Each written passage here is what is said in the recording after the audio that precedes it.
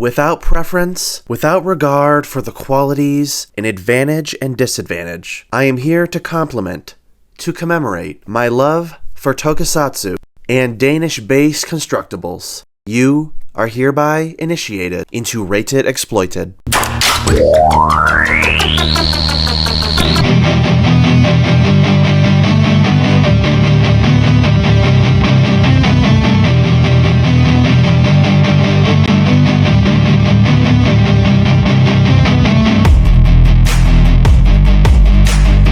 My intro to Power Rangers starts at the beginning, 31 years ago, with the Zyuranger adaptation of Mighty Morphin. It would remain my favorite until 1998, as I went over in my Ranger roleplay versus action figure. My preference heralds in the first-person perspective, enacting the imagination of a Ranger, rather than the figures in a third-person view. A fact I didn't expect to alter nor transcend with the approach of the new millennium. Power Rangers Time Force claimed the mantle of the best yet, and within the commercial breaks, did a new infatuation come to form.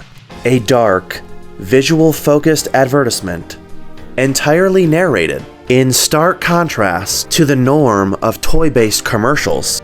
A new spark had ignited, diverting attention back to LEGO, in awe of what they were pulling off. The obvious contrast between both franchises begins regarding the demographic, which builds into the themes and lore between each. This is a time when LEGO had a full age range for particular themes. I recall when Jason David Frank elaborated that Power Rangers needs to remain family-friendly. This fact has never stopped the franchise from going darker, with many elements throughout multiple seasons. As compared to Nintendo, the LEGO Group is meticulous when catering to family-friendly nature. In contrast, Bionicle rarely ever went childish, and throughout the figure line's run, approached the fan base with intelligence. The debate between my two loves could be ever expanding. My most favorite elements within Power Rangers reflect that of what I love so much about Bionicle: the in-depth story, characters to empathize with and root for. 1998 remains as a cherished favorite, and I love empathizing with a villain. It's a challenge to form one's own identity and make a full contrast to an ever-expanding toy market, but Bionicle achieved this. A full reciprocation by the discipline of LEGO and the achievement of a new realm of action figure. 2001 arrived, carrying my first ever figure infatuation. This admiration grants the sense of my hemispheres dividing, placing the favor of Ranger independently on their own levels. Power Rangers remains prevalent and profitable 30+ years later. Bionicle has evolved into a niche with loyal fans from past to present, an undeniable history of redemption. I even love to compare my most favorite television show, that being Gargoyles. When regarding market saturation, there really is nothing to compare to both Gargoyles or Bionicle.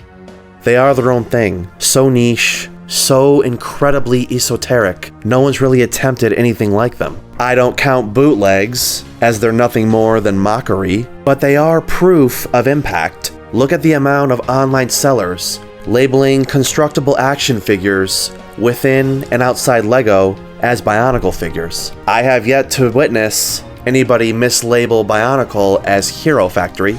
Within Tokusatsu, the amount of overlap is overwhelming. Super Sentai enters its 50th season next year. Power Rangers has truly spun off in its own direction. This could be an endless comparison between the two, but I realize that I adore and commemorate Bionicle and Power Rangers on entirely different levels.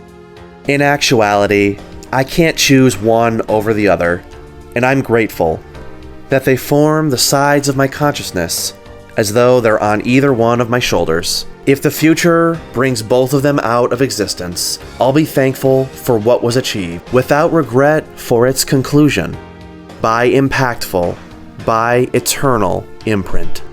I love comparing two of my most favorite franchises, with prevalence transitioning from childhood into adulthood. I have additional videos right here on the channel, abundant in Ranger and Bionicle content. Be ready next week for the latest of Rated Exploited. I am Rokalai, forever your fellow gamer.